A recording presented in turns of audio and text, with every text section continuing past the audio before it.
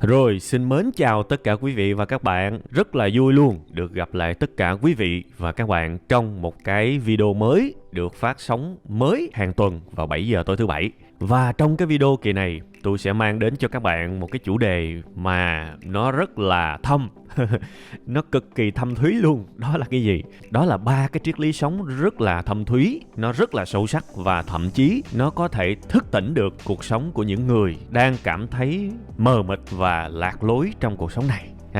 Và đương nhiên là giống như mọi cái video khác, trước khi mà tôi truyền tải cái triết lý này với các bạn thì bản thân tôi đã ngấm đòn cái triết lý này rồi. Tôi nói thiệt á, mình gật gù, mình tâm đắc, mình thích thú và mình khoái quá nên mình mới chia sẻ lại cho khán giả. Thành ra cái bài này các bạn hãy cố gắng xem thật là kỹ nha. Sẽ có rất nhiều thứ thú vị được truyền tải đến tất cả quý vị và các bạn ha. Thôi bây giờ mình vô liền luôn đi. Cái điều số 1 cực kỳ thâm thúy ha. Rồi, hello bà con cô bác. Đây là cái triết lý số 1, cái triết lý đầu tiên của cái bài này. Một cái triết lý sống rất là sâu sắc và nó có thể thức tỉnh được cuộc sống của rất nhiều người á ha. Đương nhiên thì hồi nãy tôi cũng quên các bạn. Tôi cũng nói chút xíu về thế nào là thâm thúy ha, để nhiều khi bị bắt lỗi cũng tội nghiệp tôi.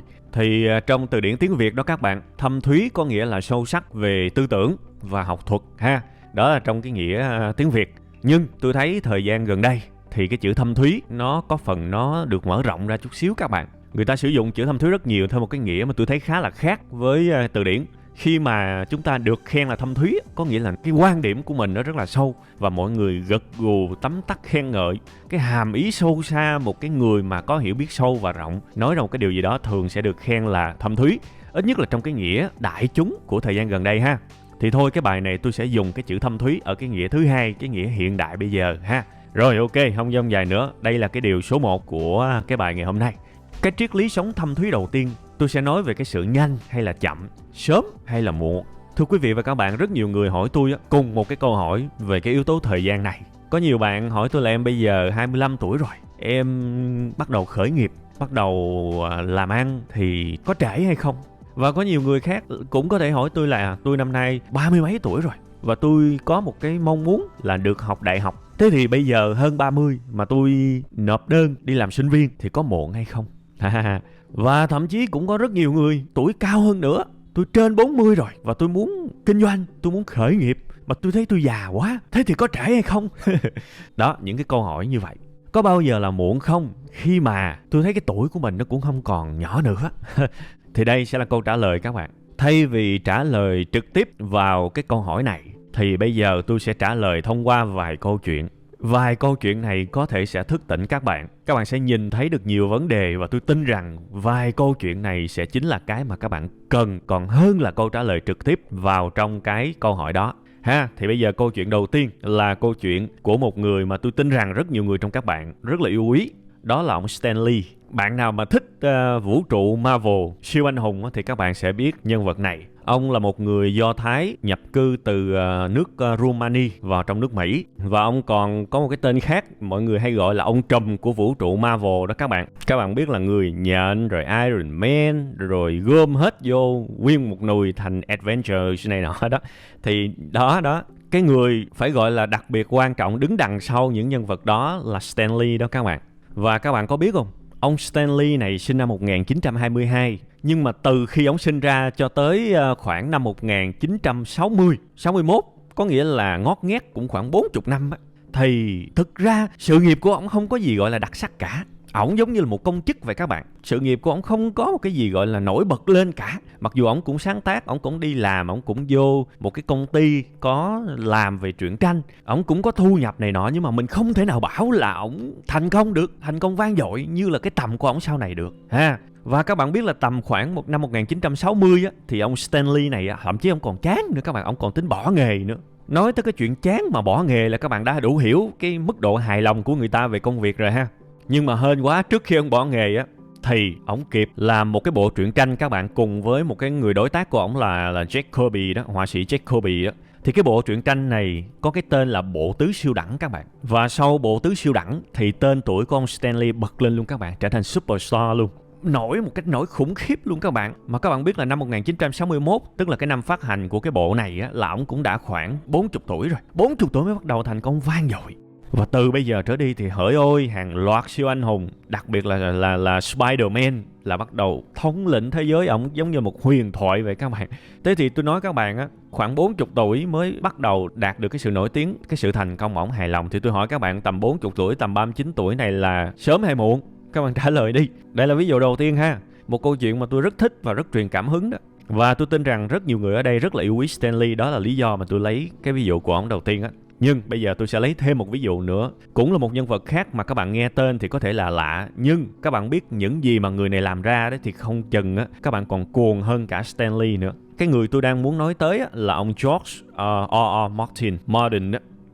Ông này nghe cái tên thì các bạn thấy chắc là lạ quá. Nhưng thật ra cái sản phẩm ông làm ra thì vang dội toàn thế giới. Đó là cái cuốn sách mà Trò chơi vương quyền đó các bạn. Trò chơi vương quyền đó, đúng không? Các bạn có biết cái cuốn sách Trò chơi vương quyền này á, được phát hành khi ông George Martin này 48 tuổi. Trước đó ổng cũng là nhà văn, cũng là người viết tiểu thuyết, viết truyện giả tưởng này nọ rất nhiều. Và đương nhiên cũng đạt được những thành công. Nhưng không thể nói cái thành công đó là vang dội được. Không thể nói cái đó là một thành công mà đáng được gọi là thành công ở một cái đất nước giống như nước Mỹ được. Thực ra trước đó ổng tạm thôi ha.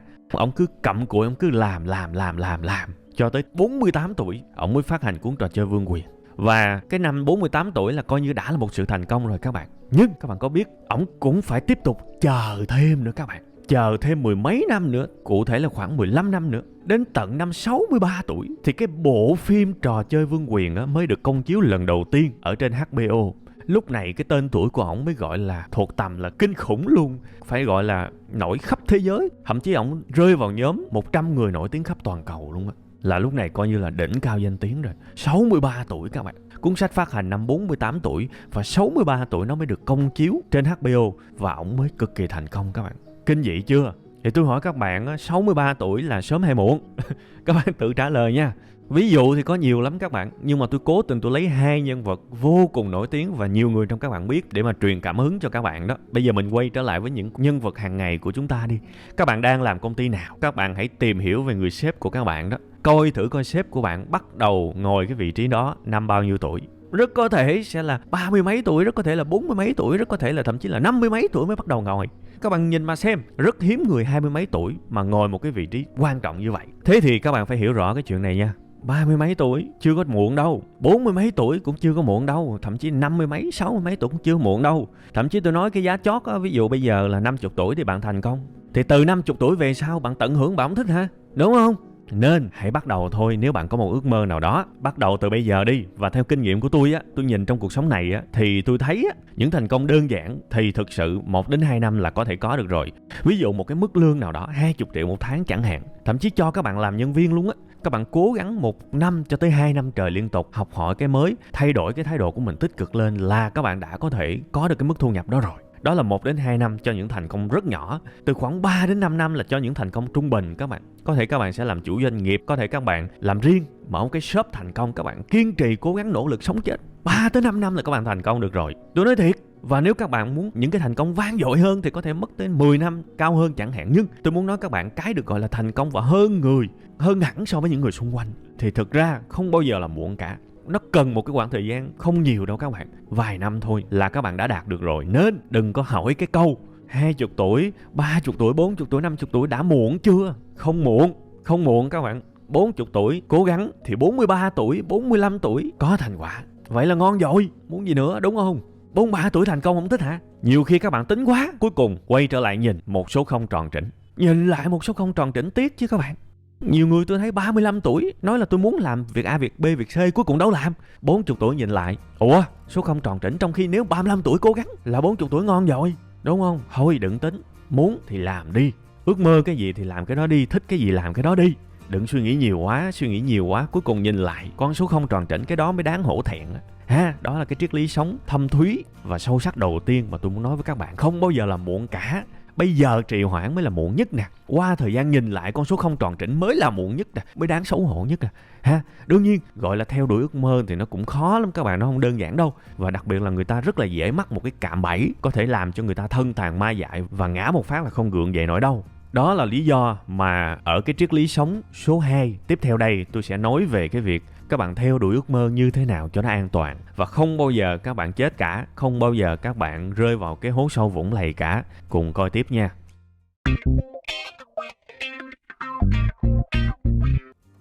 Rồi, thưa quý vị và các bạn, bây giờ chúng ta sẽ tới với cái triết lý sống rất là sâu và sắc và thâm và thúy. Vậy thì cái triết lý sống số 2 này là gì? Đây là cái triết lý mà có cái liên hệ mật thiết với cái điều đầu tiên mà tôi nói với các bạn. Nếu như cái điều đầu tiên á, tôi trả lời cho một cái câu hỏi đó là bắt đầu có muộn hay không, thì tôi đã nói là không bao giờ là muộn.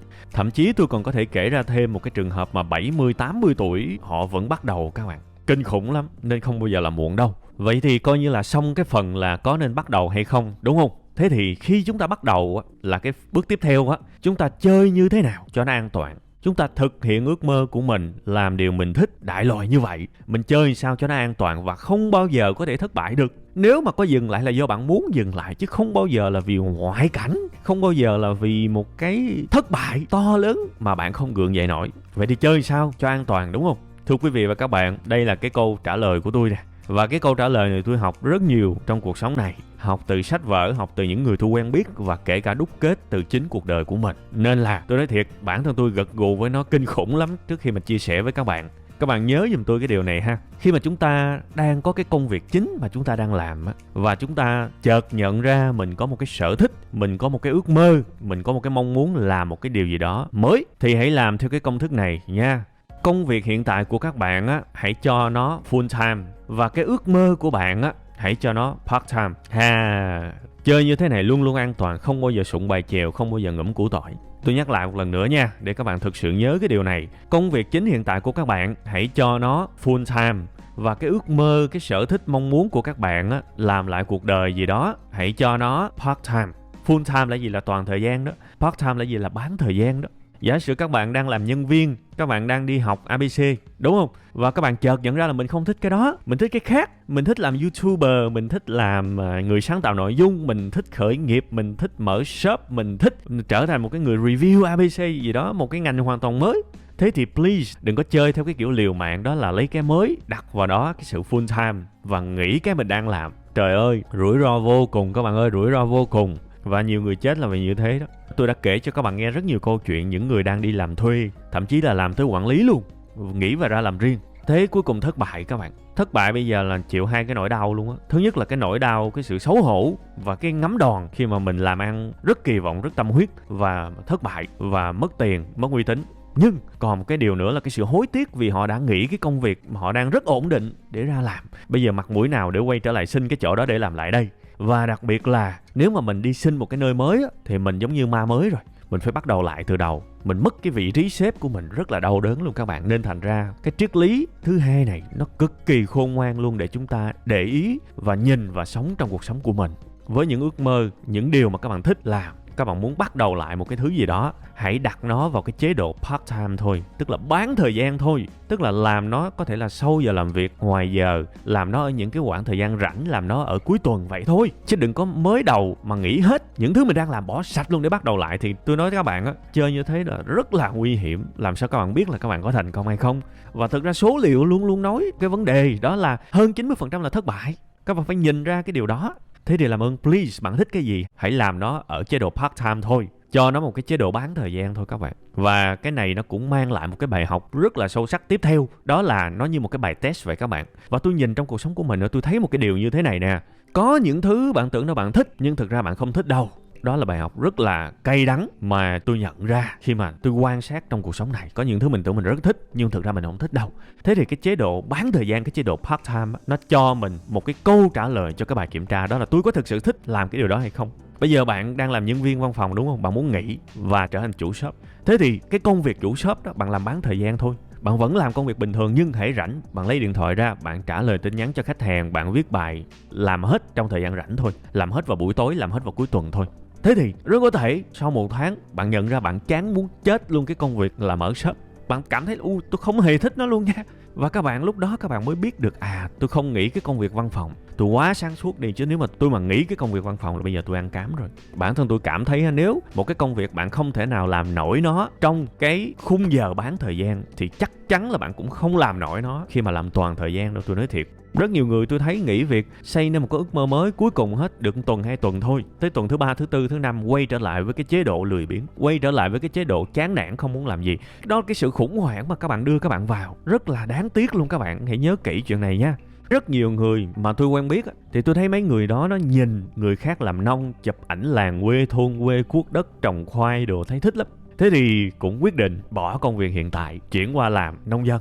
Tôi nói thiệt, cái người mà thành thị mà ngồi máy lạnh suốt, các bạn cầm cái cuốc sao nổi. Thậm chí là có cái máy cày leo lên đó cũng không biết cày sao. Đúng 1 tuần là chán. Nhưng mà bây giờ đã mua rồi, đúng không? Cây cối, hạt giống, phân bón là mua hết rồi. Bây giờ phải nói là mắc kẹt với lại cái sở thích của mình. Con thấy khủng khiếp chưa? Rất là uổng phí luôn. Trong khi đó nếu muốn làm nông dân, tại sao không làm nông dân part time trước? Vẫn giữ công việc của mình và làm nông dân part time thôi. Làm sao? Trong cái sân vườn, cái sân thượng của mình thử trồng các thứ đi, coi có thích hay không. Nếu thích rồi ok mới chuyển qua làm nông dân full time, mới mua một mảnh đất, chọn loại cây trồng, phân bón này nọ bón. Chứ những cái tấm hình mà các bạn nhìn ở trên mạng nó đẹp thật nhưng mà nó không phản ánh đúng cuộc sống các bạn. Cái nắng nóng, cái mưa rào, cái việc mà 1.000 mét, 2.000 mét mà các bạn cầm cái cuốc các bạn cuốc, trời nó vất vả lắm, nó đâu có dễ. Và chúng ta nhìn ở trên mạng thôi, chúng ta không thấy được sự vất vả của nó. Thế thì chúng ta chỉ biết bắt chước làm theo. Thì cái người chịu trách nhiệm, cái người chịu cái nỗi đau khổ là các bạn đó. Nên thành ra phân tích rất nhiều ví dụ, nói đủ tình huống trên đời này hết, cuối cùng hết chốt lại cái triết lý sống mà thâm thúy thứ hai để giúp các bạn sống cực kỳ an toàn. Đó là gì? Bạn thích cái gì hãy làm cái đó part time thôi, và giữ cái công việc của bạn full time. Và khi mà các bạn làm một cái sở thích các bạn part time, các bạn thấy càng làm càng thích, càng làm càng mê, và cảm thấy trời ơi chân ái rồi, mình thực sự thích cái này rồi, và mình cần nhiều thời gian hơn để làm nó nữa, mình ghiền nó quá rồi đó. Lúc đó hãy bỏ cái công việc hiện tại và nhảy hẳn qua làm cái công việc mới. Tại vì nó đã có cái quãng thời gian thử thách là part time rồi, thì tôi thấy chơi như vậy rất an toàn ha. Hãy nhớ kỹ chuyện đó nha. Bây giờ mình qua tiếp cái triết lý sống số 3.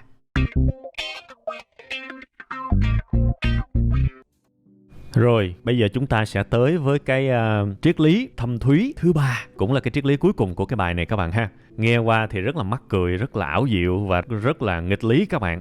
Nhưng mà các bạn cứ nghe hết đi, cái phần ngắn này thôi, nó cũng sẽ thức tỉnh rất nhiều người trong các bạn đó. Có bao giờ các bạn hình dung một cái sự khó chịu mà nó lại tích cực chưa? Sự khó chịu tích cực. Thường khi mà chúng ta nghe cái sự khó chịu thì đương nhiên là chúng ta khó chịu rồi, thấy không có gì tích cực cả. Khó chịu mà tích cực cái gì? Cuộc sống của mình thì mình kiếm những cái điều dễ chịu, chứ ai khùng điên đi kiếm những cái điều khó chịu, đúng không? Nhưng để ý, quan sát, chú tâm thì các bạn sẽ thấy ở cuộc sống này có một dạng sự khó chịu mà nó rất tích cực. Và nếu cuộc sống của các bạn mà gặp cái kiểu khó chịu này thì các bạn nên dịch nó là một cái niềm vui. Đừng xem nó như một cái điều khó chịu, như một cái sự buồn, tại vì nó là một phần thưởng các bạn. Khi các bạn học một cái gì đó mới, làm một cái gì đó chưa quen, và nếu mà các bạn cảm thấy một cái sự lọng trọng, một cái sự mà chưa quen thuộc, một cái sự khó chịu, trời ơi sao tôi làm không được, tôi khó quá, trời ơi sao tôi stress quá, tôi làm hoài không được vậy. Thưa quý vị và các bạn, cái sự khó chịu đó mình vui đi. Mình vui đi các bạn, đừng buồn. Đó là sự khó chịu tích cực đó. Điều đó chứng tỏ là não của các bạn đang dần thay đổi. Và khoa học họ cũng chứng minh các bạn, khi các bạn làm cái mới, học cái mới, thì não của các bạn sẽ hình thành những cái liên kết mới. Và những cái liên kết này mình gọi một cách nôm na vui vẻ là những liên kết nó non đi. Nó còn mờ lắm, nó chưa có rõ ràng, nó chưa có mạnh mẽ. Những cái liên kết thần kinh nó còn yếu lắm. Vì nó còn yếu, nó chưa rõ ràng, thành ra mình sẽ cảm thấy mình không có kết nối được với cái kiến thức đó, mình không có kết nối được với cái sự thành thạo đó. Nó gây ra một cái kiểu mà trời bế tắc quá, mình cũng biết về nó, mình cũng muốn làm điều đó mà sao mình làm không được ta, khó quá. Vui đi, đầu của các bạn đã hình thành những cái liên kết thần kinh mới đó.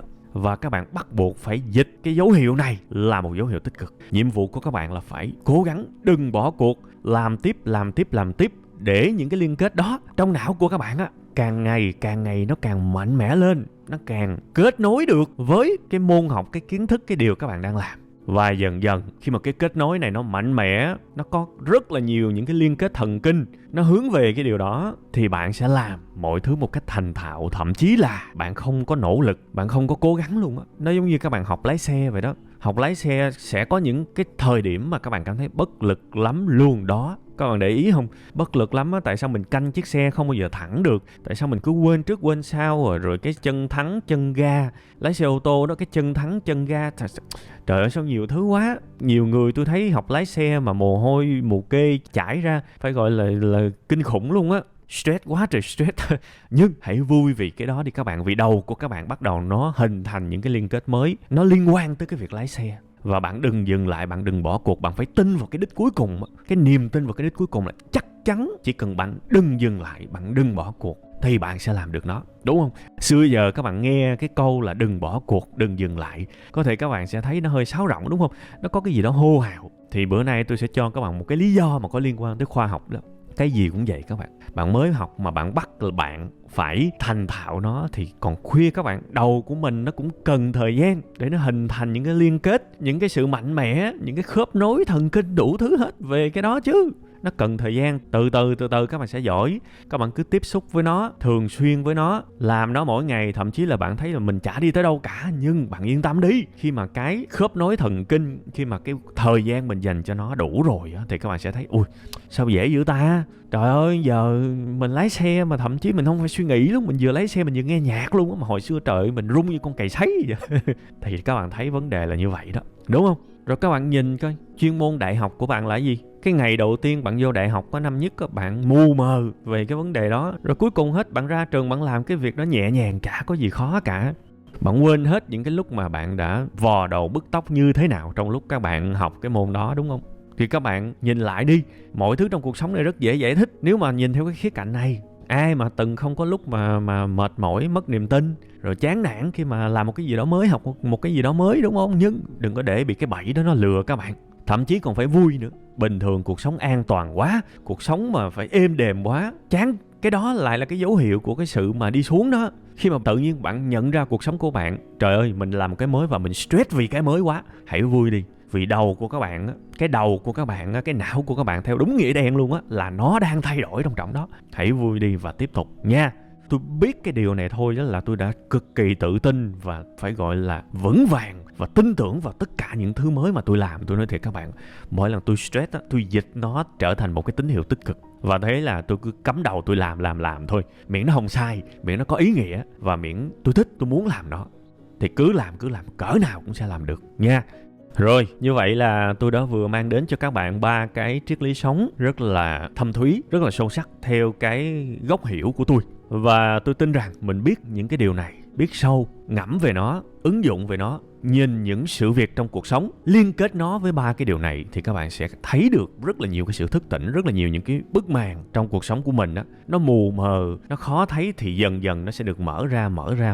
Và cái nhận thức của mình mà tốt lên đó, thì hành động của mình cũng sẽ tốt lên. Hành động của mình tốt lên, nó chất lượng lên đó, thì cái kết quả nó cũng sẽ tốt lên, luôn luôn là như vậy các bạn nha. Nên cái nhận thức ban đầu của mình rất quan trọng. Tôi dành rất nhiều thời gian để tôi làm những cái chủ đề mà nó giúp nâng cao nhận thức của chúng ta. Thì tôi mong là các bạn hiểu được cái lòng của tôi, cái mục đích khi mà tôi làm những cái này. Đầu óc của mình mà không mở mang ra thì hành động của mình, cái chất lượng hành động của mình nó kém lắm. Bạn đã từng nghe cái câu của Abraham Lincoln rồi đúng không? Cho tôi 6 tiếng đồng hồ chặt cái cây thì tôi dành 4 tiếng tôi mài cái rìu. 4 tiếng mài cái rìu là cái sự chuẩn bị đó các bạn. Chuẩn bị có thể là về tâm thế, về kỹ thuật, về nhận thức. Tức là mình phải rất là biết rõ cái cách để chơi thắng cái trò chơi đó thì mình mới bắt đầu làm. Chứ mà vừa chơi mà vừa mơ hồ thì khả năng thua cao lắm. Thế thì để làm sao mà biết được mình chơi cuộc chơi đó an toàn và có thể thắng được? Rõ ràng một trong những cái cách thú vị nhất là mình học từ những cái đúc rút thâm thúy như thế này nè. Đúng không? Mình học từ những cái điều đó, mình biết nhiều thì chất lượng của mình phải tốt lên chứ nha. Nên tôi mong là tất cả chúng ta đã được mài cái rìu của mình thật là chắc trong cái bài này. Có thể nghe một lần thì nó cũng chưa có thấm lắm, thì các bạn có thể lưu lại và nghe nhiều lần. Các bạn thậm chí có thể tải về cái file MP4 trên cái máy của bạn cũng được. Không cần phải coi nhiều, mắc công là các bạn nói là coi nhiều tôi được quảng cáo nữa thôi. Các bạn tải cái file thô video về máy của các bạn coi nhiều lần cũng được. Tôi nói thiệt, chơi thẳng luôn vậy cũng được. Điều quan trọng là cuộc sống của các bạn tốt lên, nhận thức của các bạn tốt lên, hành động của các bạn tốt lên và kết quả của các bạn tốt lên từ những cái nhận thức thâm thúy này. Đó là niềm hạnh phúc vô bờ bến với tôi. Cuối cùng hết thì tôi chúc các bạn nhiều niềm vui, nhiều sức khỏe. Bây giờ cũng giống như mọi khi, chúng ta chia tay nhau chút xíu. Đúng một tuần nữa thôi, vào giờ này tuần sau chúng ta sẽ gặp lại nhau cũng tại chương trình này các bạn nha. Bye bye.